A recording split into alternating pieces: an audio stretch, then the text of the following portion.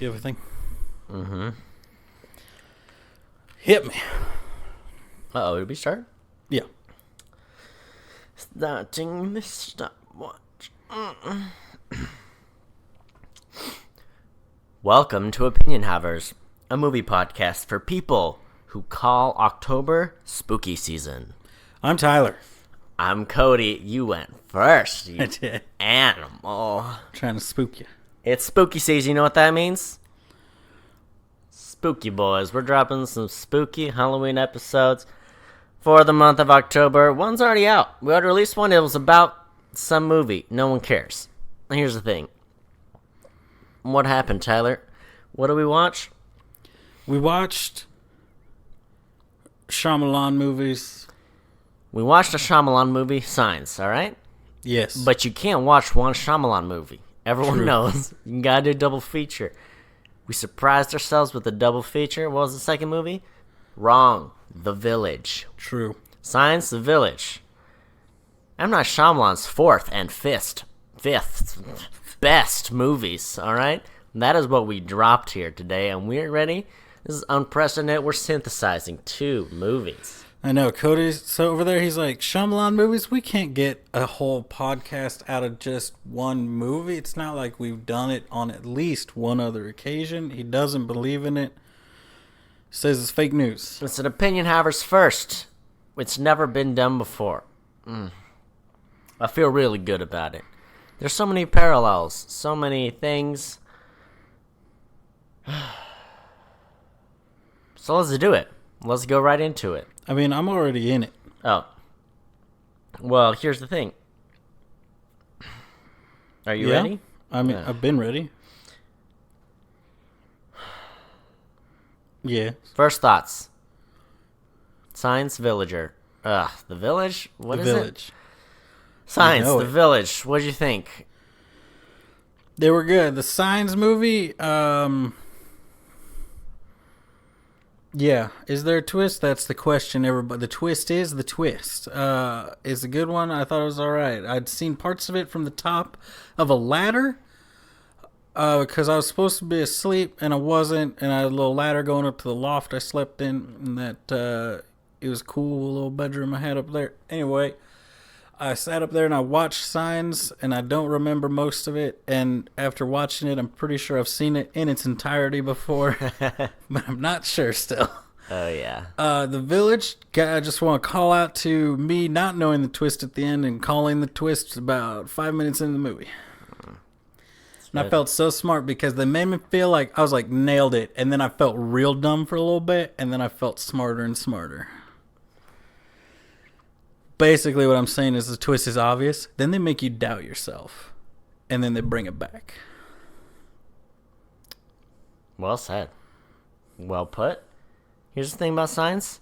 Love the last 30 minutes, except for one part. Here's the thing about The Village. Love so much of the twist. If Bryce Dallas Howard's in the scene, it's great. Rest of the movie, it's like, seemed like they could have cut a lot of it. Seems Could like they? they could have made it like a 30-minute short, and it would have been perfect. No. Like an episode of Twilight Zone or something. I don't know. Here's the thing. They're not bad. You're talking about which movie did you say is good? I think The Village is the stronger of the two. Oh, for sure. I mean, for sure. I have a lot more thoughts, but I want to give you folks a chance, all right? If you want the twist in your life, if you want to see the twist, not see it coming, then see it coming, then get betrayed because it wasn't exactly what you thought it was, you need to stop, you need to turn around, you need to go back and watch those movies, okay? They've only been out for 16 years. You've had no time. Get on it. What do we watch it on? I don't know. Some Google. Google or something. This is, HBO and Google. this is how we announced we've been bought by Google. Google has purchased us For $1.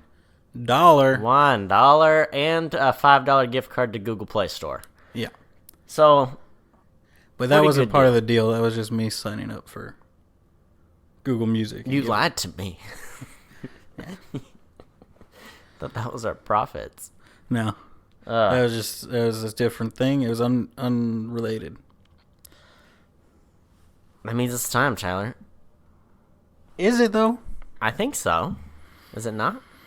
All right, let's hop on the spooky monster and let's ride it to Spooky Town, Spookyville, Central Spookyville, Kentucky. Mm-hmm. It's beautiful here. Even though both the movies take place in Pennsylvania. Do they? Yep. Fun fact. Most of his movies take place in Pennsylvania. It's like it's like Stephen King with Maine, right? Yeah. It's like Avatar Last Airbender, all of it Pennsylvania. Pittsburgh, right? Yeah. Just Pittsburgh. Just post-apocalyptic Pennsylvania. I mean, you know Pennsylvania in the post-apocalyptic future is going to be lousy with waterbenders, earthbenders, firebenders. Let's start off this podcast the right way, Cody. Airbenders. Okay. Can I start off the right way here? Yeah. Are they ever going to make a good remake or a good version of the Avatar Last Airbender movie? It can't be done. It can be done. It was a 3-season show that had a good first season, a great second season, and a fantastic third season. What I'm saying is, it's like, food. They just did. It was only supposed to be that movie is supposed to be the first book. Yeah. I don't even think he learns to waterbend in it, does he? No, I don't. It's bad. It's real bad. I know it was bad. They make the firebenders a complete non-threat in that they can't make fire, which is a huge point of the story in the second season. Mm-hmm. The second book of the series of books. It is an incredibly integral part of the story that Zuko loses his fire. Spoilers for Last Airbender. Because the fire comes from within. And the fire was his hatred for the Avatar. And when he loses it, he doesn't know where his fire comes from. He doubts himself. And so what Shyamalan did is he took that very interesting story arc possibility and he's like, yeah, they gotta have fire nearby and they gonna fling it at you. Everybody else gotta have the element nearby. Earthbenders can't make earth. Here's the thing.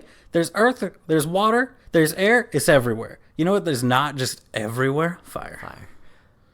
It's like M. Night Shyamalan watched the pilot and the last episode of the first season of Last Airbender was like, that's enough. We don't need to know anything else. Let's do this movie right. And then just like use that as source material. Wrote in an afternoon at like a Chinese buffet. I do feel it does feel kind of like he saw it. Here's what it feels like to me. Okay. It feels like, because you said famously he did it because his kids are huge fans of the show. That's what I've heard. I've heard it too. I've heard as well, The Thing. So I believe you. When you say out of the mouth of two or three ear holes, exactly, will every rumor be established. So here's my problem. It's like he had his kids describe it to him, and then he's like, "That's a cool story that you kids made up. It's dumb. Here, I'm gonna make it better." Instead of being like, "This is a cool story that a beloved Japanese author penned and is beloved around the world. Yeah. Let me be true to it." It's like he treated it like something his kids made up and not something like a professional writer wrote. Yeah, and like, too, I think in his movies, he makes some odd choices with his... I don't know. I just don't think it was the right movie to give to him as far as like effects-wise. Yeah. Because it's always like his movies have a couple things that need effects, and you can do some practical stuff and a little bit of computer stuff, and that one they're like, darn it. We got to do all CG. It was before CG was super strong. And so, but it was stronger than it was than they made it. Yeah, I don't know. It was bad. Because it's still, I think to this day, it's still the worst movie I've seen in theaters. It's also a fun fact. And I've seen some stinkers. If you want to get a real easy platinum trophy or 1,000 gamer score, an insanely easy video game. The movie adaptation of the video game adaptation of the movie. Yeah, not the show, because there's video games that have come out based on the show, which are pretty good apparently. Mm-hmm. But there was where they do the parallel release of a video game to promote the movie, and the movie promotes the video game, but the game is rushed and it's awful. Yeah. It's real easy. Like, apparently you just kind of mash X or square or something the whole time and you win. Sounds good to me. Because you're just throwing whatever you're bending, you just kind of fling it at people. until they stop coming. The worst part about that movie for me too was just the bending in the show was so like, let me do a real martial arts move, and the element is going to follow my martial arts movement. Whereas in the show, it was like, have you seen Naruto where they do like is it the ninjutsu where they have Ninjutsu? to do, Yeah, they where they have to do all hands. the hand signals and then a thing happens? Yeah. It was like that where like they did a bunch of martial arts stuff and then like a rock would pop up and you're like, well, Yeah. it's not. It looked so much cooler in the cartoon, and you bring it live action. It's like probably the same problem with the Dragon Ball movie, which I didn't see. The Dragon Ball movie, here's what I think. They did one thing right, and they just kind of missed the mark on it, I think, in that they took the idea of Dragon Ball, and they're like, let's put something that'll make it easier. So they're like, oh, it's like a fighting competition, and Goku's just this douche. He's not, I don't even think he's an alien. He's not a Super Saiyan. Yeah, he's just some guy that is like Goku, that he's a regular guy, but he can train and get better, whereas everybody else is kind of at their best. So he can surpass them by training and learning from them. But here's the problem. It wasn't great. It was very much during the period where they just kind of pumped out those teen movies that were like, they should have been TV movies, but they put them in theaters. Yeah. You remember how it was like Disney Channel movies were like, oh, this could have been in theaters, and then they got real, and then they're like, someone's like, oh, we should start putting them out in theaters, but they didn't make them as well as the ones that were just on the channel, and then they went back to the channel, and now they're garbage again. But there are three commonalities between The Villager, The Village, Village, it's not hard. and Signs. Yes. And here's what they are. Okay. Number one, there's a weird usage of slow motion in both of them, where you're like, this is a cool effect in a cool moment, and they're like, right, but let's slow it down for a few frames. And you're like, oh, wait, you ruined the shot, Em. You ruined it. You were doing real well, and then you killed the vibe just a little bit. Okay? They both do that. Second similarity, children do dishes and splash water on each other in both movies. They do. Okay? Is that something Third similarity, kids do a lot, I guess? Maybe? Joaquin Phoenix's character in both movies holds a record for something. Oh, yeah, he does. In Signs, he holds a record for most home runs in a season and amateur. No. It's the farthest home run. Yeah, exactly. Because he struck out the most. Like he... Number two, in Village, he holds a record for winning the standing your back to the scary forest for the longest one. So he wins two competitions of like manliness, essentially. Yeah. Two boy competitions. M. Night has the biggest boy crush on Joaquin Phoenix. Joaquin documented BDB. Which we all know what that means. And we have sensitive listeners. So we sure do. Leave it there. Yeah. So anyway, I just wanted to... This is the whole reason we're doing a synthesis podcast, because I could not believe that both movies did all three of those things. I was like, well, they came out back to back, and here they go. I mean, those are fairly minor. Children splashing each other with dishwater? Joaquin Phoenix is both in your movie? You're ruining a good shot with slow-mo? It's almost like they were written and directed by the same person. The Village is slow. My problem with The Village is that there's so much filler for me where it's like, I don't care about a lot of this, like, really? The romance of it and, like, the whatever. It's like, I only cared about Bryce Dallas Howard's storyline. Didn't care about anyone else. And it felt like a British drama that was set in the world of a twisty thriller. And I was like, just get to the twisty thriller part. Because, M. Night, you're not, like, the best dialogue writer. I feel like The Sixth Sense is the only movie of his where I'm like, oh, the dialogue's super strong in this movie. Like, this is really working for me. But isn't Bruce Willis, like, known for... He, like, always has a lot of input on, like, dialogue in movies he's in or something? Maybe. I know there's that one movie where he plays the singing detective guy. I know he did a lot. Excuse me? I think it's Hudson Hawk, I believe. He's like a detective, and they do a lot of singing. It was a How Did This Get Made movie. Okay. A cat burglar is forced to steal the Da Vinci works of art for a world domination plot. And maybe it's just there's like a theme song that he sings. It's got a 17 Metascore. Yes. So, yeah. What? It's called Hudson Hawk. It's rated R. He sings his own theme song. When was the last time you saw an R-rated movie where Bruce Willis sings a theme song for himself? Here's the more interesting thing. When was the last time I saw a Bruce Willis movie that came out recently? Okay, here's the thing. Okay. He just takes every movie that comes across his desk. Mm-hmm. He's been in some good ones. He's got like 5 or 6 bangers. Well, it's interesting because it's him and name a couple. There's a few others. There's another person who's like has like Oscars but does the same thing. Is just in every movie.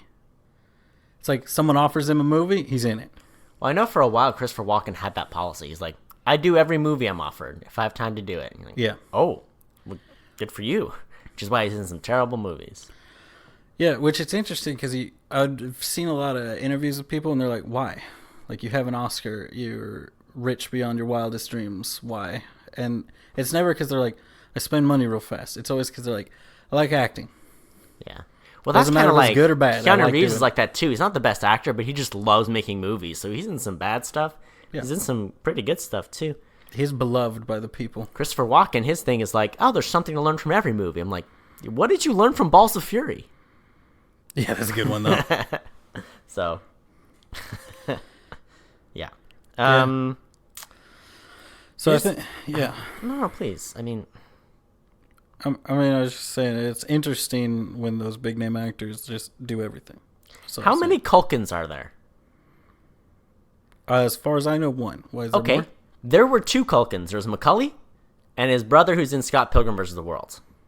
Okay? There is the 3rd Culkin in this movie. Who's the Culkin sibling? Is it the... He plays the gay roommate Wallace. That's what I was going to say. Was it Wallace? But I was like... Then I questioned myself, but the eyes look just as dead. Yeah, the guy who plays Wallace, and they all have the Culkin look. Okay? Can I share a fun fact with you? Yeah, please. I saw it. I was going to share it last podcast, but joke's on those people. They don't get it. Only the people who listen to this podcast get it. I don't care about anyone who listened to our last podcast. Only the people that are listening right now. Yeah. So, I saw a thing where there was Christian Bale in American Psycho, right? Yeah. He was saying, someone asked him, like, how did he get the inspiration for the look? You know, classic picture. Even if you haven't seen the movie, you've seen the picture of him. We got the axe behind him. He got the big grin, and he's about to do somebody in. Yeah. Based it on Tom Cruise's Oprah interview. He's like just hysterical, laughing, and super friendliness. It's and like just, eyes that don't match the smile is what he was saying. Oh my gosh. And it was like, so good. I just read a huge long thing, like the whole transcript of his like breaking it down, and I was like, oh my gosh. It's terrifying. I just love it. I wanted to share it on the next podcast we recorded. So, Rory Culkin is the Culkin that's in Signs. And he is the youngest of Kit Culkin, who was also a child actor. Nice. There's Shane Culkin, Dakota Culkin, Macaulay Culkin, the one we all know, Kieran Culkin, Quinn Culkin, and Christian Culkin. I don't know how many are actors, but I know at least 3, and if you count the father, 4. It's like the, what's the other ones? The guy who does... You're talking about Skarsgårds? Skarsgårds. A lot of Skarsgårds acting these days. Yeah, it's the dad and his 3 sons. Oh my gosh. So. Anyway, so I didn't know there were more Culkins. There are. If you hear wind of a 5th or a 6th Culkin, I need you to tweet me at Opinion Havers. I have another fun fact. Oh, tell me. That I just realized. So I just saw a thing of like, there's a thing where they were interviewing all the people that did it. They're like, how'd you like it? And all the kids are like, it was amazing. Everybody's so friendly. We made a good friends for the rest of our life. Skarsgård, he's like, sucked. It's awful. It's lonely. No one wants to talk to you when you're dressed as Pennywise. I heard him interview about his audition. It was really interesting. Oh, because he was talking about how so he nailed the first audition, but they didn't do makeup yet, and so they were like, okay, well, we want you to come in with a makeup test. I don't know if he had to do his own makeup and come in, like clown makeup, then come in, or if he had to dress as a clown then come in. So he either had the costume, the makeup, or whatever, and he was on his way to the studio, and he's like, I haven't nailed down the laugh yet. I have to practice the laugh, because that was one thing they requested specifically. So he's like sitting in his car in Hollywood, driving to like Warner Brothers studio, laughing like a creepy clown, and like people are like, what is happening. Like seeing this guy in car just laughing like a maniac. It's pretty cool. Call back to our last one, and connected to this movie. What do all three of the movies we've reviewed tonight have in common? Joaquin. He said the Joker laugh was the hardest part of preparing for that role. He did a good job on the laugh. It was very unsettling, which I feel like is the goal of the laugh. Yeah, it's good. So, contrast between Signs and The Village, nailed it. First try, said it. Yes. Signs opens up, best credits I've ever seen to open a movie. Do you remember these credits? Signs? It started, slow music, whatever. Credit pop, like, dunk, and like a name would pop up, and then it would get quiet again. It was like, dunk, and it kept like freaking you out, just names popping up and making loud thunking noises. Made me so happy. I was like, oh, I know that this is a thriller. I know it's going to be a good one. Yeah. Contrast to The Village. Worst credits I've ever seen to open a movie. It's like, M. Night Shyamalan. Yeah. It was so slow that I read every name as it popped up. Bryson Dallas Howard. I was like, oh my gosh. Actually, go faster. What are you doing? I take that back. Didn't I go like, oh my gosh, that person's in this? And I would read their name. You did, yeah. And I did a real obnoxious, and I did it the whole time. It was the worst experience I've ever had with opening credits. I was like, M. Night, how are you going to follow up the best credits anyone's ever done with the most boring credits? And it cues you up for a real boring movie, because it starts out and it's like, oof, it's boring. Here's the thing. Give me the thing. Here's what I love about The Village. Give it to me. Okay. Spoiler alert, twist. Oh? They're an old-timey village? No, it's not. It's modern times. People left modern times to hide and establish their own community in the village. They lie to everyone, say there's crazy monsters, so they'll stay in the village. Here's the thing. The design of that monster, absolutely stunning.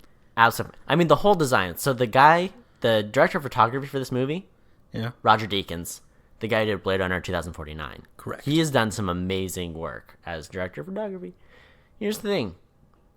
The whole vibe. They got the torches. They got the yellow safety cloaks for when you're on duty, like going about things. So cool.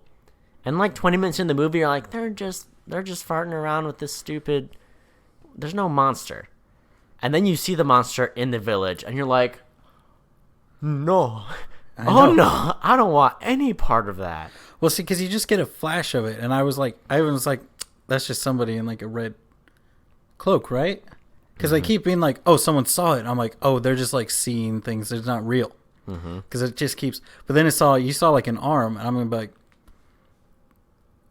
is it just a hairy dude? Or is it like there's nothing there, or it was like a squirrel? And but it was when Joaquin runs around the corner. And I was like, there's not going to be anything. I think I was in the middle of saying something like that, some snarky thing, and that thing walked in. I was like, oh, that is unsettling. Because I've seen this before, and I was like, Tyler, he's not really paying that much attention to this movie. I was not. As soon as that thing pops up, it draws you in. Yeah. Which is a bummer, because like the next 40 minutes is really boring, like village politics. Which I was into. I'm glad you're into it, because I was not at all. I was like, this is the worst part of this movie. Well, I think because I was like so fixated on like, am I right in that they're in modern times? So I'm like thinking about like I told you, like my ups and downs came with how they were talking. So like they said things like court. And I'm like, they didn't say that in colonial America. They're definitely in modern times. And it's just like the old people know. And everybody else is like, what's going on? Because they were born there or something. And then they would say stuff like, they would say things, and I'm like, this guy just died. They're not going to just let them die if they're in modern times. Like, they would have access to something. So I'm like, maybe it's post-apocalyptic, and these are like mutants. Yeah. And then, so I'm like going back and forth. So like every word they said, I'm like, what is going on right here? Yeah. Yeah, and like, I mean, going back to them showing the monster, they show like the back and like the side of the monster. Yes. But you don't see the front of the monster till later. The front of the monster was less terrifying than that profile with all the spikes, I think. Well, that's what I loved about it. So later when the blind girl's walking through the woods, which is terrifying, they show the back of the monster. And you're like, there's that monster I've seen. And then then it cuts away, then it cuts back, and then the monster's turned around to the front. That's freaking, yeah. Because you're like, the monster changed. You're like, oh no, it just turned around. Oh, so good. Because it's one of those things where like, they told her the monsters weren't real, and they were doing it. And then there's a monster in the woods. You're like, but that's not real. What is happening? Yeah, It's that so freaked good. me. I will say, so like the front of them, I think looked worse than the back. I think the back was way more terrifying, but that turnaround with its robe closed, which when it opened, like when it went, I just started running at her. I was like, oh my gosh, that looked ridiculous, but it scared the crap out of me. Yeah. Oh, So good. we got to beep it. Cody, I said a swear. Slap me. Ow. Hey, Oh. There's. behave yourself. You need the slaps. Oh. There you go. So, I mean, there you go. That's my thought on The Village. I really enjoyed the twist. I enjoyed Bryce Dallas Howard. She did a good job as Blind Girl. And what a fun twist. Maybe, yeah, I could have dealt with this Village politics. I'm glad that it drew you in. I guess maybe I think we watch movies very differently, because I think you really pick up on the clues of like, oh, what's the deal with this movie? Whereas I get drawn into, I kind of submerge myself in the movie, and sometimes I don't pick up on a lot of stuff you pick up on. I've noticed that lately, where it's like, yeah, you'll figure out the next step of the movie where I'm just like in the moment of the thing, and sometimes I have blinders on, you know? Yeah. Which, like, the one that I would say, I mean, I never saw anything. Like, I could see clues, but there's not really any clues unless you know the twist already. It was Sixth Sense, which, you know, spoiler, he's dead at the whole time. Right. But it's not like that's easy to tell, because I was looking to see, like, could you tell realistically the whole time? Like, does he phase through things? Did things not react to him? But no, they explain it at the end when they show, oh, he couldn't open the door because there was a table in front of it. Yeah. Things like that. So I lied to you, Tyler. tell me. Sorry about it. There's a fourth reason why they are both these movies are similar. They both have Bruce Willis ghost in the background. You just can't see him. No. They both, talking about girls, say, you run like a boy. Both of them. Both of them? They both do. They both have monsters, too. That's true. I just thought it was crazy. I was like, it's what happened? Yeah. So similar. Yeah, they both make sexist comments about running like boys, which is pretty cool. Yeah. Here's the thing about The Village also. Joaquin, king of negging, okay? Best one I've ever seen. He's a very quiet guy. Bryce Dallas is into him, you know? And she's like, what's wrong? Why don't you like me? He's like, 'cause I'm like a tomboy. Is it because of this, because of that? And then he's like, why can't you ever not talk and say the things you're doing? And of course I love you. I'm going to marry you. It's like, he like says all the insults about her. And he's like, yeah, and of course, let's get married. I loved it so much. Made me so happy. That is an interesting thing, because she's, you know, very like, I know this is what's going down, so let's just go ahead and do it. And he's like very shy and quiet, but you can tell in that scene, like, he wants to be the one to like ask her out and ask her to dance and do everything, but she's like, I'm not waiting around for you, boy. 'Cause she's a strong, independent woman that don't need no man. She doesn't even need eyes. Exactly. Shout out to Bryce Dallas, nailing the blind acting at least 50% of the time. At least. That's all you need. That's all you need is half the time to be good at it. Also, speaking of eye acting, can we talk about the one elder who spiked the lens on, I'm pretty sure, at least twice, two occasions. I didn't even notice it. So when he's coming around, when he comes around, they have their little meeting next to the building right after he's like, I sent her to the towns. There's one lady, and she's like flicking her eyes back and forth, and she like moves her eyes up and over the camera and moves them over and then down under the camera, and then you could tell it. She's fighting it, and then her eyes flick to the camera for like a second and then move away. And I narrated that for you, I think, while they were doing the meeting. I was like, she's trying so hard. Oh, there goes. So funny. She did it. It was so funny. I was like, they just chose not to redo that take. That was real funny. But it's like a split second, and if like, again, if you're not like noticing those weird details, I do like to try to notice when people spike the lens. Yeah, because it's really funny to me. It is, because they fight it. It's never like, oh, I accidentally did it. It's like, I'm so trying hard to be professional, so hard not to do it. But they're like they're like in a group of 16 or something, and like 15 of the people were paid 7 figures or more to be there, you know. And this one person is like got a sandwich and $50, but they're supposed to be part of the council, and they're just like, don't look at the camera. Don't. I'm normally just assigned to walk through scenes, and I don't have to worry about it. I could look at a phone or something. I got nothing to look at. Everything right there is stuff not to look at. There's 5 cameras and the director, and I can't look at any of them. Just I just noticed too with these movies. I don't know. I feel like the dialogue in Sixth Sense is real good, and the dialogue in Split was pretty good too. But in some of these movies, Signs and The Village, I've noticed some kind of funky dialogue choices. My favorite dialogue / delivery. So the whole thing about The Village, the monster that was chasing her, it was the mentally challenged boy that stabbed her boyfriend, fiance. Yeah. Shout out to Adrian Brody. Adrian Brody. He went all in. I mean, I would definitely believe that he had problems in real life. He nailed it, I think. Yeah, I would agree. I would agree that he did a good job. Anyway, he's good. He falls into a ditch and dies, which is great.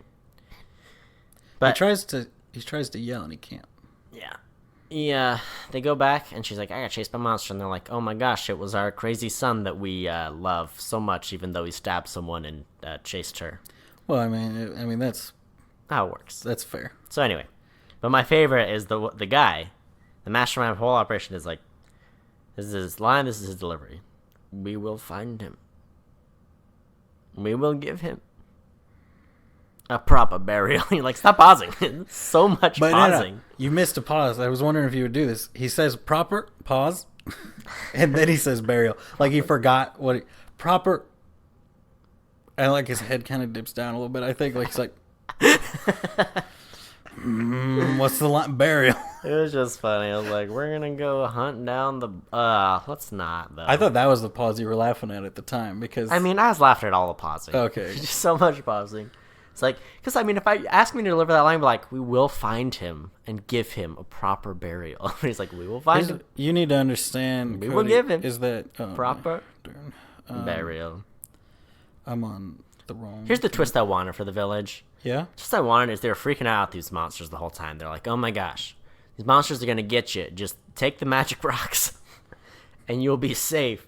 And then she just gets mauled by a bear. And it's like, well, yeah, you're sending a blind person through the wood. There's going to be bears and stuff. Like, will there be bears? I don't know. I guess that's it.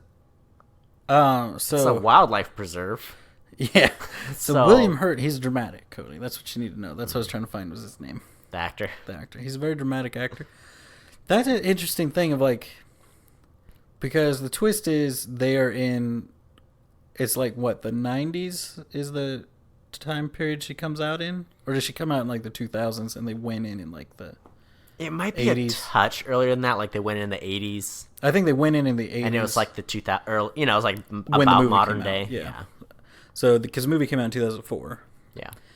So she comes out, shocker, modern day, nailed it, whole time. Boom. Winner. So the guy, the main daddy boy, he's super rich and bought this wildlife preserve and spent all this money to make sure planes don't go over it, and has guards guarding the gate or the fence. But Adrian Brody, Noah, that's his name. He killed like all the rabbits. So does he just be like, hey, every like so often just like release a bunch of rabbits and stuff in here? And also, how do they get the rabbits if they can't go in the woods? Well, that's the thing is they insinuate that he was sneaking out. Yeah, in the costume. Yeah. And doing stuff. Yeah, which is interesting. And during the opening credits, I don't know if you remember this, but I was like, oh, that is you see something in a red robe like dancing, and I was like, oh, it's gonna be like a witch. Yeah. But it was him dancing in the costume. Right. Like along a river or something. But yeah, it was just him. Just him. But they blurred it just enough that it just looked kind of like a person, because it like absorbed the spikes into the background. Yeah. But there's a very finite number of animals in that, because they don't really say how big it is. They just kind of assume it's huge, because it has to be big enough that they can't hear like cars honking at the edge of it. Well, that's the other thing. He's the only person that drives the perimeter is the security car. Yeah. Right? And they're like, oh, there's some teenagers, we had to kick them out. It's just like, I don't know. Those things can be pretty big. I mean, I'm sure it could be huge, especially depending on how rich he was, and if you're never planning on coming out, like, to make sure that was going to survive, like, to make enough money to where it's like the business is still intact. So he could just, like, in the will or something, put that this stays going in perpetuity. It probably doesn't cost that much to pay 100 security guards and pay for the upkeep of those shacks. I mean, 100 security guards? I think we're talking like 4.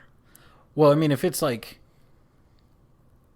tens of thousands or hundreds of thousands of acres, like if it's a massive thing to give a huge forest around the village, because they have to have a village big enough to support the people there. And then the forest, which is inaccessible to them. So they have to have enough room in the village for like farms and like cattle and stuff. Yeah. But it's also like they have to understand, because it's like the whole purpose of it was these people knew brought skills that would make it possible. So they had to know the needed stuff. They need more animals to be introduced, more people. I don't know, because there are like, I don't know. I mean, like, there are like national forests and national preserves or state preserves where it's like there's already a ton of land siloed off, where it's just like, oh, you're not allowed to go in there. Maybe there's some hiking trails, but that's it. I'm just talking about their land that they used to. Because he says I mean, they say it's his. Well, I guess there is a map on the wall, so you probably could, if you want to really analyze it, see how big it is from that. We're gonna have to pull up this movie. But it's what's the name again? Wallace is his name? Yeah. Wallace Nature Preserve. Oh, I don't know, something like that. That's what they call it. Yeah. Their big wall around it with a hedge. Oh, that's why it's Wallace. Is the wall. Yes. From Wall Street. Wall Ace. That's the company that sponsored the wall. Yeah. He's the ace of Wall Street. I don't know. I liked The Village. I think it was better than Science. How dare you? Okay. Am I wrong? Why would you say something so controversial yet so brave? Here's my favorite part about Science by far. Yeah. Shasta ads. Yeah. When was the last time you saw an ad for a generic brand soda? Never. It made me so happy. I was like, what is this alternate universe where Shasta has advertisements? Well, here's the thing. Cody, I'm about to blow your mind. Because I'm pretty sure I've seen another movie with a Shasta ad, and I asked my parents about it. Parents are very old. Shasta is not a generic brand soda. You're telling me Shasta? It's just a cheap soda. But it's in every store. Because here's what I associate Shasta with. Okay. The 99-cent only store. But it's in Walmart? It's in your grocery store? I've seen it at Walmart. I don't know. I don't know if I recall seeing it in other grocery stores though growing up. It's been in every grocery store I've ever seen. But here's the test, okay? Yeah. It's called Dr. Shasta. Yeah. See, the name brand ones, you got Dr. Pepper, Mr. Pibb. The other ones, they just put Doctor and then Dr. Thunder, Dr. Shasta, Dr. What's the other one? Like, that's a generic brand cola. It's got to be. But it's not a store brand. What you're thinking of is like Best Choice or something, which is owned by... That's what I associate it with. But that's the only Walmart original soda they have makes those. Is Tiki Punch, which is fantastic. It's a fruit punch soda. I don't know. Here's the thing about Tiki Punch. Once you turn 18, it's no longer delicious. But before you turn 18, it's the most delicious soda, bar none. And it comes in a 3-liter, not a 2-liter. You get a full 3 liters of Tiki Punch. Here's what I'll tell you right now, Cody. What? So Shasta is a name brand soda. What? It is owned by National Beverage, which also makes Okay, that is the LaCroix. most generic name I've ever heard for a beverage company. National Beverage? National Beverage Corporation. I hate LaCroix. So it's, yeah. They make LaCroix. They have many subsidiaries. They have 12 bottling plants. Hold up. Yeah, they do. They make all the sodas. They do the things. National Beverage is ranked by Beverage Digest as the 5th largest soft drink company in the United States. Shasta, you sneaky. Shasta is just one of their many subsidiaries, my boy. Shasta is an American soft drink manufacturer which markets a value-priced soft drink line with a wide variety of soda flavors under the brand name Shasta.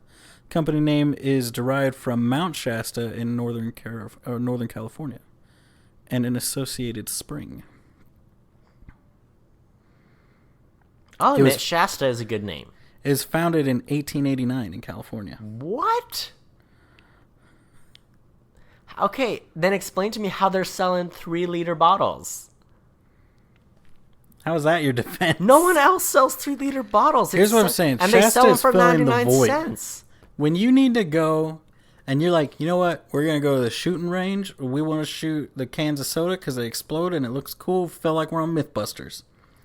Are you out here buying a $4 or $5 box 12-pack of Coca-Cola? Never. You're buying Shasta Club Soda or Mountain Thunder if you're a smart boy, because then you get like 3 of them, and then if you're like, oh, I'm a little thirsty, I'm going to grab myself a Mountain Thunder, and you're like, this is not as good as Mountain Dew. It's not. It's not as good. It's too sweet, not zingy enough. Yeah. They miss the zing. I can't believe you gone your whole life thinking Shasta is a store brand. I only ever see it at the dollar store back home. Cody. It is a California 3-liter. home-based Here's what it's good company. for, okay? If you're in Victorville, California, here's a little life hack for you. Probably doesn't apply. I think the 99-cent store closed, and I'm also pretty sure this pizzeria is under new ownership. This doesn't count. You got to throw a party? What do? Valentino's Pizza. Oh. You go. You order a 36-inch pizza. You heard me right. Oh, boy. A 3-foot pizza, okay? That's They big. have it. You buy it. Okay, while you're waiting for pizza to finish, you play what? The X-Men arcade game. You pop 2 quarters in. You play a few levels. By the time you're done, you got a 36-inch pizza coming. You can't bring a car to pick up this pizza, okay? It has to be a van. A car is not big enough to support the girth of this pizza. You can't fit it in the door. You need the sliding door to get it in. On the way home, what do? 99-cent store. You're buying 3 liters. That's 12 liters. You probably got 2 tiki punches. You might have 1 Shasta root beer, and maybe finally that last the Shasta Mist, whatever it's called. You're bringing it home. You got a good time. You got leftovers for a week. You're going to be eating cheap cheese pizza for a week. You're welcome. You got plenty of cola to go with it.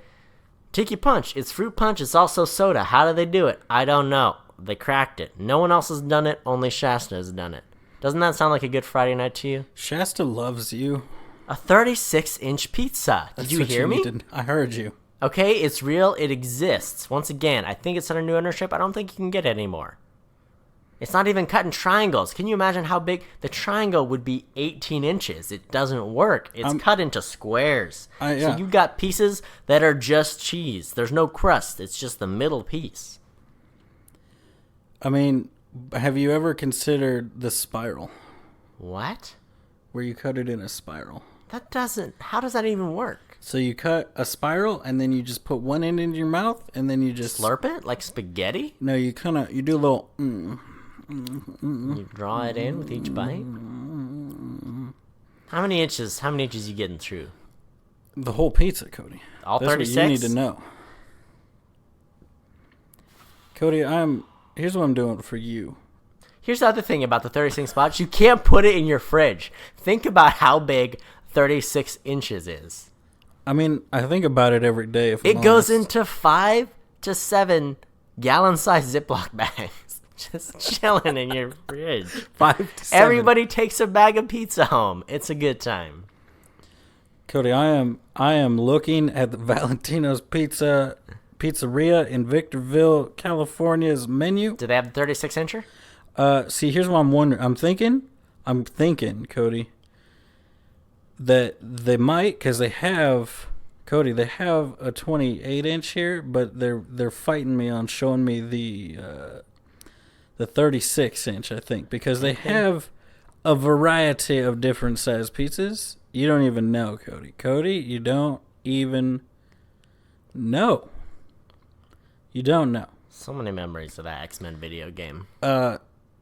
Here's what you do know, though, Cody. What's that? There's so many things, and I'm just gonna look at the picture here. I'm gonna zoom in because this is the kind of thing, Cody. This is the kind of thing they make you work for. They make you want it. You gotta want it if you want the 36-inch pizza. It's real sketchy too. It's on a real sketchy shopping area. There's like a thrift store and a DD's discount. What is DD's discount? I equate it to Mexican Ross. Okay, it's like Ross, but it's with a lot of Latinx fashion. It's pretty cool. Cody, here's what I'm telling you right now. You can get a one big cheese pizza, or another. There's the big, and then there's the big. Yeah. One is 24, one is 28. Yeah. What I'm assuming you would get is something bigger than that, but it's not. It's not there. So what I want to do is new ownership. I want to call them. What they do sell is 100 chicken wings. You can buy 100 chicken wings from these people, so I find it hard to believe they're going to deny your request for a 36-inch pizza. If they're selling 100 chicken wings, let me tell you, Cody, let me scroll up to these chicken wings. You want 100 buffalo wings, it's going to put you back $64. It's a pretty good deal. It's a good deal. It comes with 8 sides of ranch or blue cheese. Make a pilgrimage. Let's go right now. Let's do it. I want a 28-inch pizza and 100 chicken wings. 36 inches. Not lying to you. See, what I'm thinking is something you would get one of these things, which it seems like they have replaced their oversized with 2 14-inch pizzas. It's not the same thing. Cody, can I get you to... What's the surface area on that 2 14-inch pizzas? You got 14-inch diameter. That's a 7-inch radius times... Pi squared? What? Radius squared times pi? Is that what we're doing here? Pi times the radius squared? Is that it? I thought so. Cody, we passed high school algebra. Sure did. And since high school algebra, no one has asked me the surface area of a circle. Is pi squared? You square pi and then you do it, right? You square pi because there's 2 pizzas. So since there's 2 pizza pies, you got square pi. So we got 69 square inches. Is that right? Oh, nice. Nice. Is that a sphere? That's what I need to know. Do we do a sphere or do we do a circle? Pi times the radius cubed is... If you know math, the sphere, tweet right? me. Add opinion. If you're in high school geometry right now, I need you to tweet me. Oh, okay, talk about signs. I'm going to look up how to find the surface area of a circle. Someone says horse manure in this movie, but they deign to call it horse manure. Made me real happy. I don't know. Here's the thing. There were some... Pi times radius squared. That's what I was saying the whole time. So here's the thing. I think M. Night Shyamalan was like, here's the thing about this movie. It's going to be hilarious, but it's also going to be spooky. And so there were a lot of weird comedy beats that didn't quite work. Like, there were some that did work, like Mel Gibson running around the house cursing, because he used to be a pastor, so he's not good at it. But then he does it, and you're like, haha, that's kind of funny. Yes. But then he's going insane with anger, Cody. But then there's like some really muted performance and acting, and that's like, that doesn't quite work. And then there's other stuff where it's like, hey, brother, do you believe in miracles? And then Joaquin Phoenix is like, one time I was at a party, I was making out real hard with this girl. I thought she was going to vomit on me. And then something happened, and she vomited, but not on me. So yeah, I believe in miracles. But it was so like, such like a serious performance. I was like, that has to be a joke. That's supposed to be funny, right? But it didn't quite play. For me, at least. What did play was aliens. Okay? When you see the aliens, you're not happy about it. It's real spooky, and they did a real good job with that part. When they first see him standing on the rooftop, you're like, bleh! When you see his leg walking through the corner, like, hooey! When you see him in Mexico, it was actually Brazil, and he speaks Spanish to the children, it's like, bleh! There he is. Don't like that. Oh, the video. It was like, because on the TV, they're over Mexico City. It says Vamanos. which is Spanish. It could also be Portuguese, are so similar. It also could be Portuguese. I just know Spanish. But also it means let's get out of here, like let's go. And it's like, you're not with the children. You should be saying bye and say, right? Am I wrong? Well, there's the guy filming you that speak says Spanish, that, not the alien. Joaquin, Alien does not. Joaquin Phoenix says vamonos Oh. at the TV to the children that are in Brazil. Oh, when he's trying to get them to get out of the way. What? Yeah. Because he's like, move, kids. Because he's like, move. Because he's being weird watching them, and they're kind of, all the kids are in the way, and he wants to see the alien. What? Get out of here. Were you not paying attention? Joaquin Phoenix is watching the TV. Yes. He says vamonos. Yes, because the kids are in the way, and he's a dumb white boy, and he's trying to get them. The thing is, they can't hear him, Cody. That's what I'm saying. And he says the wrong thing. Yeah, that's what I'm saying. Yeah. So that was a good part. And then the alien's just in the living room. That was also pretty good, except for the slow-mo. The slow-mo sucks. Which part of the slow-mo? It was towards the end. There was some slow-mo action. Which part? The part with the water, or the part where Joaquin was slow-mo swinging the bat at him? I think it was that part. Okay. Didn't work for me, okay? There was some weirder, I would say, because there were some scenes where I was like, why is this slow-mo? Because it's like, the slow-mo bat swing is acceptable. The slow-mo water is acceptable. But there were some scenes where it was like, not even a dramatic moment. They were just like, in between two dramatic moments would be slow-mo, and the two dramatic moments would not be slow-mo. Yeah. In both movies. And I'm like, why? Yeah, it was weird. I mean, once again, the dialogue is not strong in this movie. Like, Joaquin Phoenix, like, what are you doing? That's exactly what the nerds want. And you're like, he calls them nerds. What is happening? And then, too, did you listen to any of the Culkin kid's lines? He sounded like a sociopathic, like, loner 17-year-old. Like, he wrote those lines, and then he gave them to a 6-year-old kid. Like, everything the son said, the little son, just, like, was like, that's not something a kid would say. Like, it was weird. He's broken inside because his sister's weird and his mom died. You know how, you had friends, when the kid's parents die and they go nuts and turn into a serial killer? Okay. They don't get real sad and weepy or, like, continue to act like normal in a kind of weird way, but everything turns out fine after, like, a couple months, usually. No, they get real serial killery. That makes sense. Because their mom was the only one who understood them. You know the other thing that I noticed about that, too, that I think is a symptom of someone turning into a serial killer? Yeah. You make French toast. What do? Plate of French toast? How do you serve that? How do I serve the French toast? Yeah. Am I serving, like, a pile of French toast or, like, my French toast that I've made for me to eat? You've plated one serving of French toast. I would put the French toast out there. There's a divisive issue, Cody. Are you asking what my topping is? No, but I want to know. So, but I'm a psycho because I have a mother from Missouri and a father from California, so I put both the powdered sugar and the syrup on it. I'm a glutton, and I love it. Good boy. So here's the thing about... What I'm getting at is French toast comes in triangles. Oh, I cut the bread diagonally? I just eat the whole piece of bread. They did not cut that French toast. It's just sitting there in full squares. That's what I usually eat it. It's bad news, okay? You were bad news. I'm cutting you out of my life. This is scary. That's scary stuff. Why do I want to cut it to eat it? I just When was the want last time you went to a restaurant and they served you just a whole piece of French toast? Never in my life. They cut it into triangles every time. It scared me. At home, sometimes I'll cut it into 4 squares just to be a bit of a rebel. But then at that point, I just cut those squares into 4 even smaller squares, and then I just have bite-sized pieces that I eat. That's all you really need. So it's really not me cutting it to serve it, it's just me cutting it to eat. There's a real cute moment in this movie where they're like, we're all going to die. Hey, what do you kids want for dinner? If you have anything in the world. He's like, French toast. And he's like, I want bacon and eggs. And then he's like, ooh, I want duck confit. And then the little girl's like, I want salmon tartare.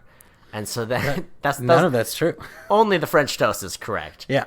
No, hash browns and bacon I think might be one. So anyway, they make this huge mess making all this fancy food. And then they sit down. So the last moment was like, we're going to make whatever you want for dinner. It's going to be so special. And the next moment is him at the table. And they're like, I don't want to eat the French toast. He's like, you're going to eat the French toast. Like, they're freaking. He starts freaking out. And his kid's like, what happened? Well, no. Because it's not they don't want to eat it. It's that they want to pray first. And he's like, I don't want to pray. Like, God doesn't exist. How dare you? Ben, It was nice moment. I mean, it's one of the scenes that I've heard because the movie is weirdly like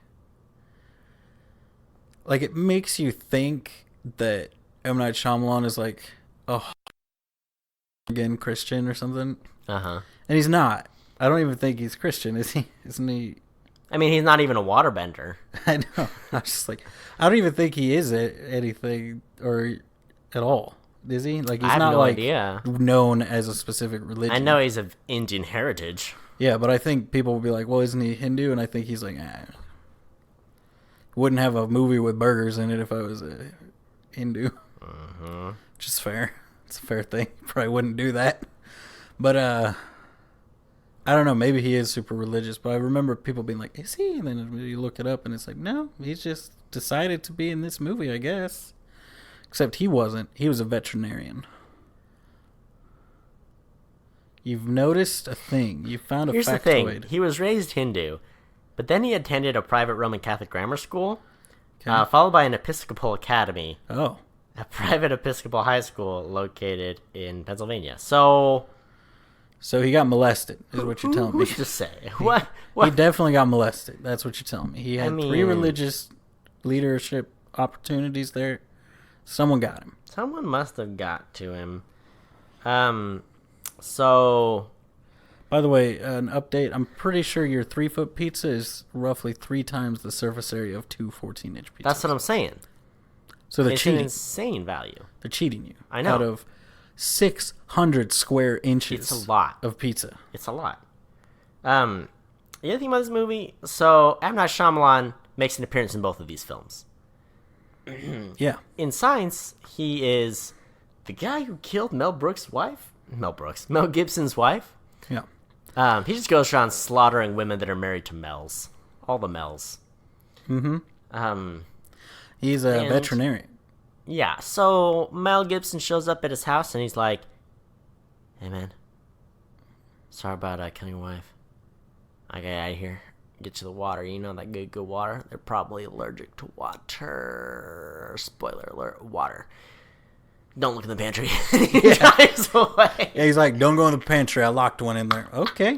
That's the last thing he says. That's a bomb to drop on somebody. It's not like, listen, I caught an alien in the pantry. I'm freaked out. I'm just going to leave, all right? Do what I wouldn't go in there. Got to go. Once again, sorry about your wife. I think they're allergic to water. Bring some water. If you're going to look in there, bring some water. I don't know what to tell you. I got to go. But I just love it. He's like, there's one in the picture. I caught it. And he leaves. Made me real happy. And then Mel Gibson's like, yeah, I'm looking in the pantry. Sticks his alien fingers out, cuts out the alien fingers, which is cool. And then he leaves, tells nobody. He's like, I'm not going to alert the military. I'm not going to alert the scientists. I'm not going to kill the alien. I'm just going to keep this little secret to myself. Like, there's a trapped alien, and the aliens are at the back, and you could... What? You could do... What? Alert the authorities, at least. Are you telling me you're going to tell... What's-her-face from The Village... There's an alien in the closet? Yeah. She's not going to believe you. Okay, great. She's a terrible sheriff. Here's what happens. He bad. calls the police. He calls the sheriff. Hey, sheriff, got some stuff going on. The sheriff comes in.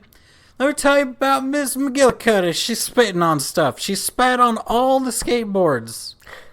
Let me kill time with the skateboard story. Uh-huh. Now, what were you talking about? Yeah, she was a bad police officer. I feel like they cut an hour's worth of... They probably cut an hour's worth of scenes that were better than her spitting on the skateboard story. I don't know. I feel like the last 30 minutes when they're trapped in the house are pretty strong. They're strong. And everything else... It's the same with The Village, where it's like, oh, the stuff with the monster in it is super strong, I think. The rest of it, I think there's filler in there that could be tapered down. I think Signs is not the best. I think The Village is an incredibly well-structured story. The dialogue, to me, gave me hints. There's so many things that drop hints of the twist. Yeah. That it's a well-done twist movie. Where if you're really super paying attention, you can pick up on it. But if you're not, you're just going to be surprised by the twist. What? Signs... Tell me about the twists and signs there, Tyler. What The about twist and it? signs is God gave him asthma so he wouldn't get killed by the poison, and God's real. I think. Yes, correct. You're correct. And then he's a pastor again. Which is a dumb twist because it's like, what are you, a Hallmark movie? You made a Hallmark movie. like You could have had Kevin asthma. Sorbo play the main character, and you would have done a better job. It was odd. It was like, the other thing is, it's the alien from the pantry. The alien from the pantry Found him. found him. I was like, that is awesome. There are thousands of these aliens all over the world. The one from the pantry is like, I'm coming back from Mel. You got my fingies. Well, see, that's the thing with like, it is a believable thing if they hadn't made out the aliens as this like, we can't even think of what they're thinking about, because that's a very human thing to do. Of like, everybody left. I got nothing to do. I'm gonna go f up this guy who cut my fingers off. Like, it's just, for me, Because I'm gonna die either way. For me, it took away when like when you notice the fingers are missing. You're like, oh, it's the alien that was locked up. Like, I was like, it could have just been a random alien. It Like, there was a bunch of aliens attacking the house. there were so So I was like, I kind of wish it was just a random. Because for me, it was just like, Also, what? these aliens that were trying to invade the Earth and got defeated by water, which is They were about like, we got to do a quick 72-hour raid before they figure it out. so. But the thing is, They don't got like ponchos. so people will. What so if no, they I've heard a lot of stormed Earth with the poncho, like a Disneyland poncho? the water gets right inside those. Man, that's not stopping anything. I love it. I love it when I see families at Disneyland with like a poncho on, and there's like the most soaked boat of them all, and you're like, it's, if anything, it's trapping the water and creating like a greenhouse effect. And it's just, it's not working out for you. It's hot in there. You just let it rain and be nice and cool and comfortable. That's what you do. Here's the thing, Cody.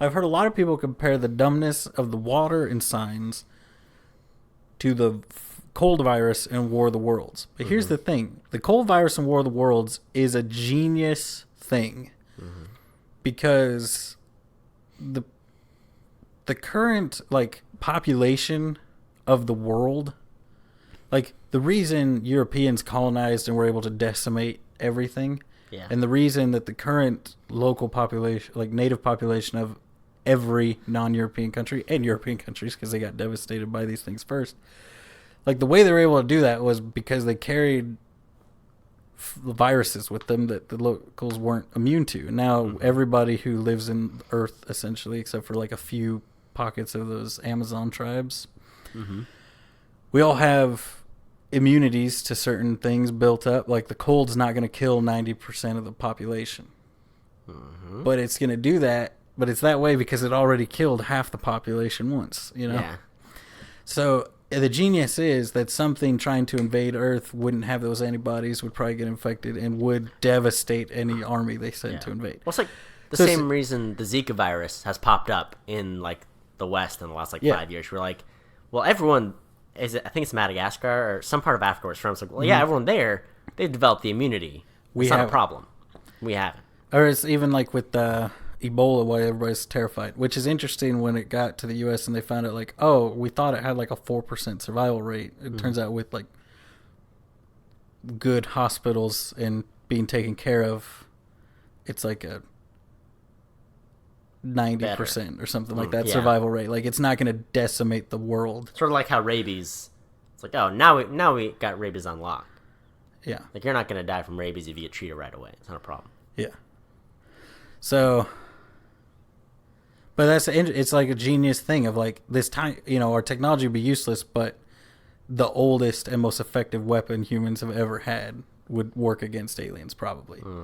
And then they're like, you know what? And then this one, which is compared to it all the time, is like, you know what? That planet that's 75% this thing that burns our flesh off, let's invade it. Let's do that one. Let's invade it. You know what? I've seen recent things, right?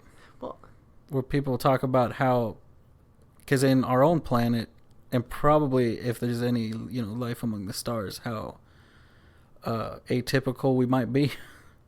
Because we're predators, which there's a chance that any intelligent life wouldn't be from predators. Yeah. which would be make them vastly different from us. Mm-hmm. There's certain evolutions like our ability to eat capsaicin and stuff, which is poison to most other things other than birds, I think. And the fact that we are endurance predators, meaning we just can go forever. Like most things can go faster or harder, but for a point, and then they're done. We just keep going. So they're like, we're probably, if there's something above us, they're probably looking at us like, those are monsters. That's the planet we don't go to. Yeah.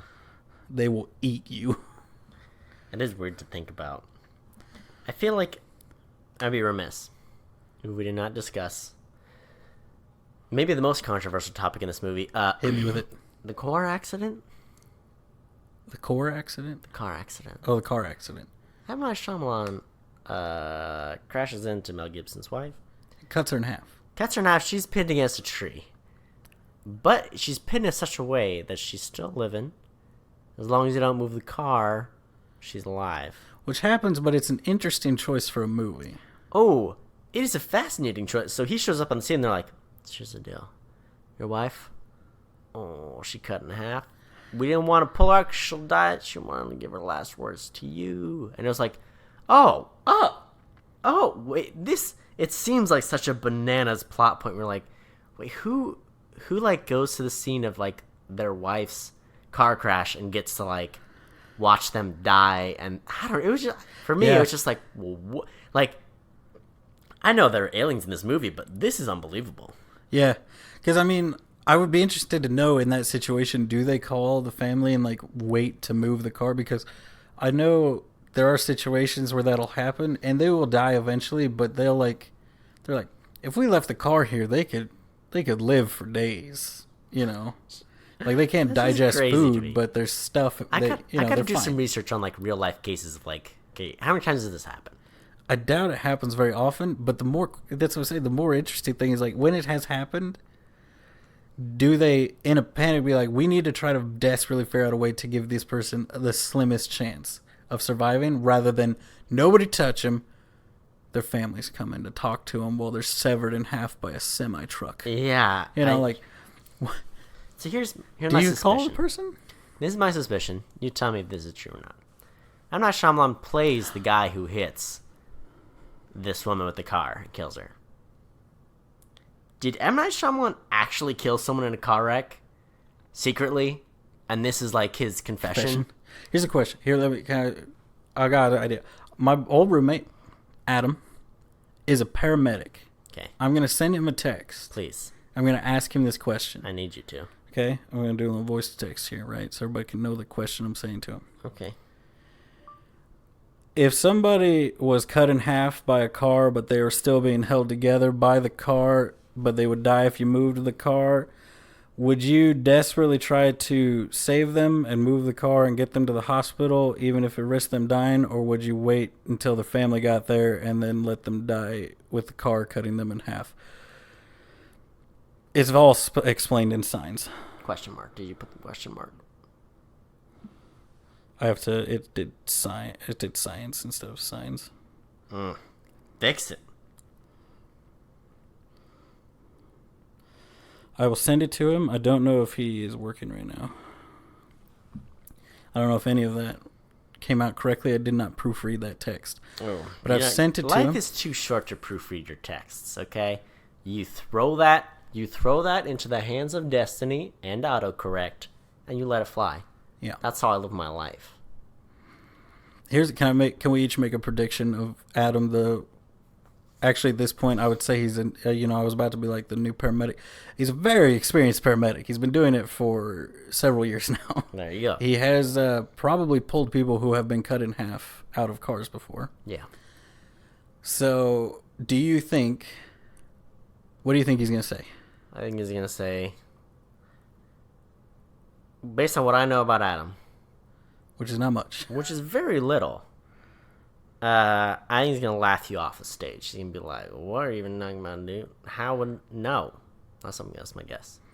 So, wait, are you saying he's, like, not like going to understand the question? That wouldn't even work. Like, what are you talking about?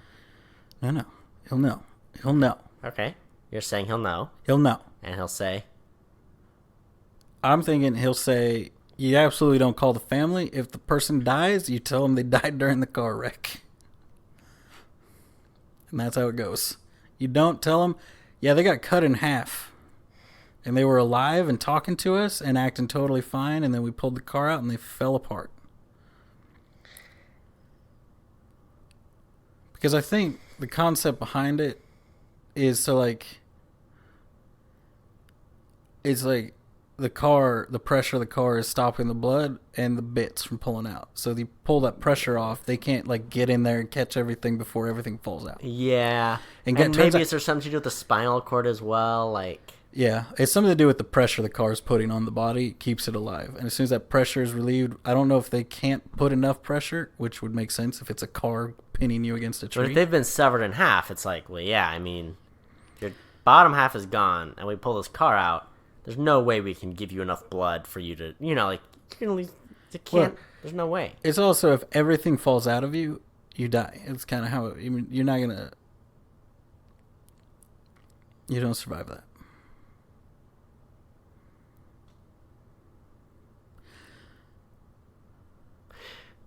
How loose would your organs be? That's my question. You get severed in half by a car, like right where your belly button is, or maybe just below your belly button. You know what I'm saying? Like, how much of your organs are gonna stay in your rib cage and that in your gut? And how are they? How does that work? Well, I think in movies it's always just like everything just Billy. Which the thing I think they never show in movies, I guess. Well, it would normally get cut. So I've skinned several deer. Done it. Because it never bothers me. So my brother, whenever he gets a deer, will call me to help him skin it because you got to reach in there and scoop everything out. Nice. And it doesn't bother me as much as it bothers him. He hates touching raw meat. Yeah. But he loves cooking with raw meat and hunting. So yeah, problems there. But everything's kind of held together in a sack. And that sack is attached to you, and the bits are attached to the sack attached to you. Okay. So I guess if that sack wasn't cut, then yeah, you would just be like, your stomach muscle, I guess, would just fall away, but there would still be everything held in there. Interesting. But I don't know how hard it is to cut into, like how easy it would be to rupture all that. Also, I think generally if you got crushed against something, it would rupture your stomach and just kill you from that. I don't think you'd survive that. I don't think it would need to cut you in half really to kill you. I think it's like, well, so your kidneys, your stomach, your bladder, your spleen, your liver. The internal bleeding alone, like right? all that's crushed. We can't replace those bits, so you're dead. It was just so hard to take it seriously. Like, she's like, everybody, the children. And I was just like, I can't. Yeah, because, I mean, they could have just had it been like, oh, he hit her and she went spinning off. She's like, bleeding out internally, but then it would be like they wouldn't just sit there and let him have a moment. They would be like, that's the other thing. She's going to the hospital. When she breaks the news to him, she's like, hey, so she talks very slow. Here's the thing. What you need to know right now, and what's very important, your wife is cut in half by a car and pinned against a tree. Now, if we move her, we didn't move her, okay? If we did move her, you're just like going through, you're like, isn't there like, I know you want to be like her, but I know you're confident she's gonna live forever but she dies like in the middle of her speed. And I was like, rush him over there. If you're saving her last breath, then you get him there. She was very slow and very descriptive. She's a bad cop. She's also not good at her job. If you think about where she was, from where he was, you would clearly be able to see his wife. See the woman pinned against the tree with your wife's haircut. You're like, wait. Hold up, you called me here. Yeah. Which means there's some bad news. There's my wife's car. And there's a woman. No, she was on a walk. Oh, she was walking. She was walking. Here's the thing. That first shot when it showed her, I thought she was mangled beyond description. And I was like, oh, no, she's fine. Okay. Because it was just like the way she was laying and the way my eyes didn't process it right the first time. I was like, oh, I would have just been like, yeah, she died instantly. That's rough, man. But then she like kind of moved her arms and sat up a little bit. I was like, oh, okay, she's fine. That's the thing too, is like the last thing she says is like, oh, swing away, Jeff, whatever the son's name is. It's a brother. Brother. And he's like, her last breath, it was just her brain sending a wrong synapse shock, remembering That was the when last we were at a thing. baseball game. You're like, what? I don't really. And then it's like, and then he has the flashback when it's like, oh, the bat you have, hit the alien with it, and you're like, yeah, man. Yeah. It's not like some revelation. From Also, God that alien you need to just swing. stood there, let him grab the bat, and walk up to him. It was. I thought they was like, how are they going to do that? Like, I was like, so Mel's going to have to distract the alien, and Joaquin's going to have to grab it, and like grab it, jump forward, and swing in one motion. But nope, Joaquin very calmly grabs the bat and walks very slowly up to the alien and hits it. Yeah, I was like, you didn't need your dead Which also the way sister-in-law that to tell you to swing the bat at the alien, right? apparently they did, because they're And then he's like, oh, it wasn't her brain freak. And also, like, just because her brain's freaking out doesn't mean that God doesn't exist. Like, people can have a weird lapse in memory and God still exists. I don't know. It was just like, what? yeah, it was definitely a weird. So his logic was messed up. But Well, I don't mean, worry. I wonder if it's not how Shyamalan thinks Christians think. Because I'm sure he saw. I mean, if you're raised in one religion that's very different, and then I'm sure you have a very different perspective on Christianity if you're Well, raised Hindu I and you would go to think- Catholic and Episcopal schools. Yeah, well, that's what I was thinking. Is I would think going to a high school, a religious high school, you would see a lot of people. Because I mean, you think too. We're both raised religious, so you think in the high school years, how many of your friends, like right after that, did you see like roller coaster like crazy in and out of? Oh yeah, no, there's no God. To oh, I'm agnostic. To oh yeah, the church is true. To oh, this the different thing's true. To Yeah. so I think that's kind of what maybe that up and down, that very small He's things like a make or break it. 40-year-old man who's a pastor. Well, I'm saying that's what he Yeah, I saw mean, a lot of people do that, I'm sure. Plus, I mean, if he made friends in those years that he still has today, he probably has watched them go through life doing that. So that's why I wonder if, as someone who maybe who went to the schools, but I don't know if he believed in the religion, would it be strange to watch those people go in and out of it if you didn't believe in the religion? I recall too, like talking about how bad the cop is at her job. There's the part where Yeah, she's bad. they see the alien on the roof, and then it leaves the roof and runs in the cornfield way faster than them, and they're like, "It's the Wolfenstein brothers. We gotta get them." You're like, who are the Wolfenstein brothers, and why are they pranking these adults? Because they seem to insinuate the Wolfenstein brothers were also adults. I thought that, so the vibe I got, like the final scene where they referenced them, which I think was like after that or something, is that those guys were like the local criminals. Like they were kind of nuisances, but they would steal stuff for drug money. So they would get high and mess with them. It was.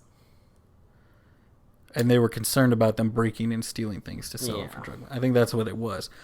But you But see an alien on the roof, and you see someone like descend a roof, and I just like, and they were just like, yeah, it was. what about the it was weird thing Jeff where he's like, Wolfenstein. how'd you know it was a man? He's like, because Woman could never run that fast, and you're like, But and that- she's like, well, there are some women in the Olympics that are pretty fast. And you're like, who are you?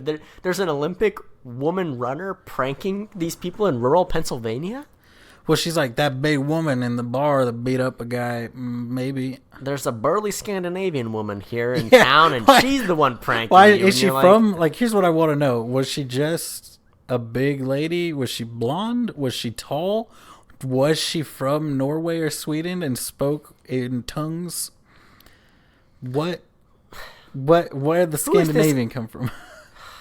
I don't know. I need to know that part too, because I'm like, she's like, this lady, this drifter, I want to blame her for it. So it's a woman, which would have been this is what they should have done. It's like, how do you know it's a woman? Well, because no girl could run that fast. Well, there's this big girl that showed up into town. She might have been able. She's a big girl. She could have looked like a dude to you.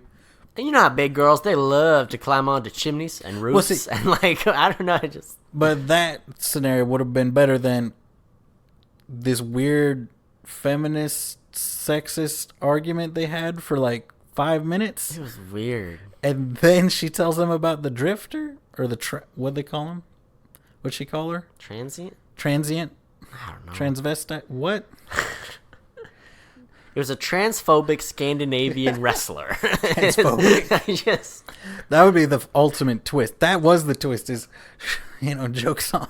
It's like, jokes on you, Sheriff. It was a man the whole time. I don't know. It's I like The Village better than Signs. I did like the last 30 minutes of Signs. The religious twist where just like, yeah, he's a pastor and everything's fine. It's like, well,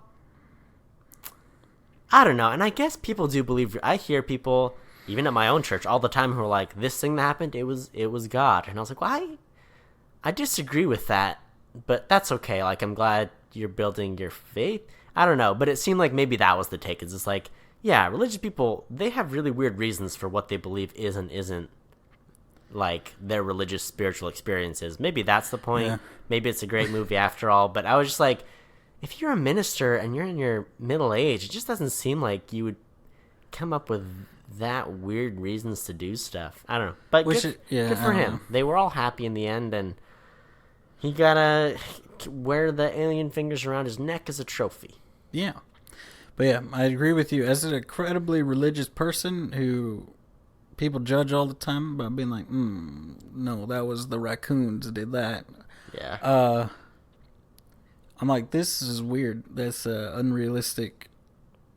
It's to me, it was like an unrealistic jump from, but then it's like, it wasn't even unrealistic. It was just like I've seen people make those kinds of jumps. And it's like always an eye roll. Like, well, you're going to leave the church again in 2 weeks if that's bringing you back. Yeah. Like if you got brought back by a tragedy and a tragedy took you away, the next thing something like you lose your remote and then you're gone. Yeah. Like, God hates me. I can't find the clicker. I'm happy for Mel Gibson. What about Mel Brooks? Mel Brooks, who played the alien. They're both. Also, they've clearly established that these aliens are much stronger than people because one arm has the boy like in his hand so easily, like nothing, and it's like, well. So this alien is clearly stronger and could probably backhand one of these adults across the room. And he just lets him hit him with the bat. Which made me think like, oh, is the alien going to cure his asthma? Is that what it is? Like the aliens are here to help and we killed a bunch of them and now they're like, fine. And this one's like, screw you, dude. I'm going to help you and then I'm leaving. Is that what's happening? Did they never leave? Is Signs 2 coming out this year? Aliens are God? Is that what you're saying? No. Okay. I thought for some reason, I remembered people being like, the aliens were good boys. And so I thought he was going to like cure his asthma, but no, he just tried to poison him and that was the twist. And I was like, you know what would have been a better twist? If the alien did the gas and then they batted him across the room and he just sat there like breathing heavy and like dying. And then the boy was like, and was able to breathe just fine. They're like, oh, he was trying to help him the whole time. That would have been cool. A good twist. Like, oh, we thought they were here to kill us. They're here to save us. They were here to save. That's the other thing I don't get about this. Like, the whole point is they're just trying to do a raid, snatch up a bunch of humans, and leave. Yeah. That's what they say. And then they spent all this time leading up to like, oh, they're doing these signs. They're making these communications. We don't know what they're doing. What's their plan? Like, oh, they're invading. Oh, we figured out that's their weakness. Like, shouldn't they have swooped in without like having these hovering things hanging over that then go invisible? It's like, well, I thought this wasn't their first time doing this, but maybe it was. And if your plan is just go down and snatch the people. You snatch them, you leave. Well, I think the implication was they were like, oh, it's a raid. Some people think they're going to leave. They're just going to snatch people and leave. But then I thought it was like, oh no, it was an invasion. And they were like trying to bait them into seeing how they would react. And when nothing happened, then they're like, invade. And then they're like, water burns, peace. Which, here's the thing. If you are capable of interstellar travel, yeah, you should be able to check out what's on the planet. Yeah. We can tell what is on a lot of planets. Yeah. And whether or not the surface of the planet will kill us. And we cannot travel to other solar systems. Like, we have spacesuits when we travel. They could have worn waterproof spacesuits, right? And then wrecked. They could have just worn a gimp suit and been fine. That's the entirety of the effort they needed. Oh, yeah, what's that? Is it body painting? What's that stuff? Like the silicone stuff you put on that's like a skin suit? Super hydrophobic stuff. They just paint that on. Mm-hmm. That little spray you put on your clothes to waterproof it? Yeah. You just spray that on yourself, you're good to go. They had never encountered water before. Coat yourself in... Water does not exist anywhere outside of Earth except for on most other planets and on most asteroids and comets. I mean, I like the movies like this where it's like, oh, look, it's actually about a personal thing, his journey to find God again. Same way with, like, Arrival, where you're like, oh, it's about a different thing. Isn't that cool? And you're like, that is pretty cool. But this one, it just could have been better. But how freaky was the alien, though, when you saw it? Like, alien. I thought they did well. Here's the thing, it showcased how bad Airbender was, because they knew the limitations of the CG, so the alien was always in reflection or in shadow. You get like one look, and quick that glimpse, one look, that's all you get. Like that one fully lit look of the alien probably cost more than the rest of the movie combined. Yeah. Because they made it look good for that. I mean, it's like probably better than any other effect from that year, or that decade, I would say. Sure. And and then the rest of it's like in shadow, where it's like the skin is probably super smooth and not textured at all, and like, yeah. It does make me appreciate The Sixth Sense for how good its effects were. Yeah, oh yeah, with all the ghosts. The makeup for the ghosts and that kind of stuff. Yeah, I really I mean, the that. Ghostbusters nailed it. We all know it. Mm-hmm. They set the bar. Everybody just had to do what they did.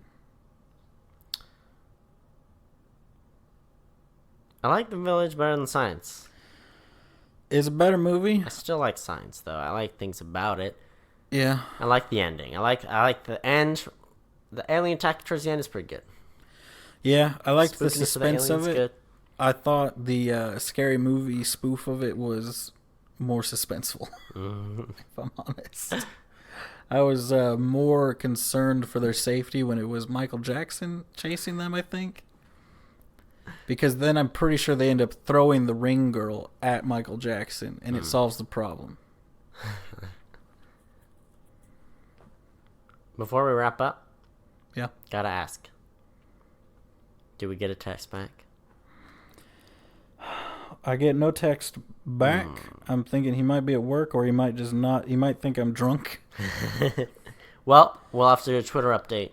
We'll do a Twitter update, an out-of-context Twitter update. My monthly Twitter update. Monthly.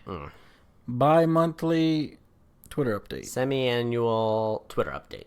Yep. I'll do better, or I won't. I'll do better for a week, and then I'll do worse. Yeah. It was a pleasure. It's a pleasure. Remember when you were like, I don't know if we can get 2 podcasts out of this material. I never would have said that. Yeah. Here we are. Thank you for joining us. Go watch both movies. They're worth it. They're good ones. I'd recommend them both to people who want to see a thriller movie, but not too scary. Not too scary. If you're going to watch one M. Night Shyamalan movie, don't pick these. Pick Sixth Sense. Pick Avatar. But if you got to pick more, Last I would Airbender. say these two or Split are pretty good bets. Village is my favorite so far. Better than Sixth Sense? I think I liked it better than Sixth Sense. You monster. I did. I liked it. Monster is so good in that one. So, It's good. rate us, share us, subscribe, every service, Opinion Havers, all wherever you find podcasts. Yep, all the podcast services. You can do a Twitter. Cody's Twitter updates at Opinion Havers. He does it sometimes. And you can join us for our next podcast, Spooktober. Yay! Spooktober. But until next week, watch movies and have opinions.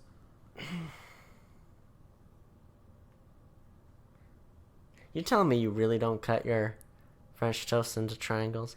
I don't. Here's the problem. I don't like French toast. Here's the important thing, Cody. I'll take a pancake or a waffle or French toast any day of the week. Cody, What? you're outraged by the French waffles. What I'm outraged is what in the world was that monster suit dude gonna do if he caught the blind girl? Because he was going for her. Was he going to kill her? I think he was just gonna skin her and wear like a suit. Probably. Like that's why he's skinning all the rabbits practicing. Yeah. He was coming and he pounded on the door. I didn't like that part of it. And I'm just like, that's a recipe for disaster. They got this guy out here wilding, and he is a big fan of the monsters, and it was bad. I didn't like it. It made me uncomfortable, and I just wanted Bryce to be happy. Yeah, she just had her hand out there. That monster was coming for her. And then the dumb sister, I wanted her to be happy. Oh, when she got rejected, I was so happy. When she's like, I'm going to propose marriage to I'm in love. And he's like, well, best of luck. You better tell him before you tell. And then she tells him, and the next cut is just her weeping. I was like, oh, she got rejected. Oh, Some Midsommar-esque weeping. I'm so excited to do that one. Yeah, oh, we teased it.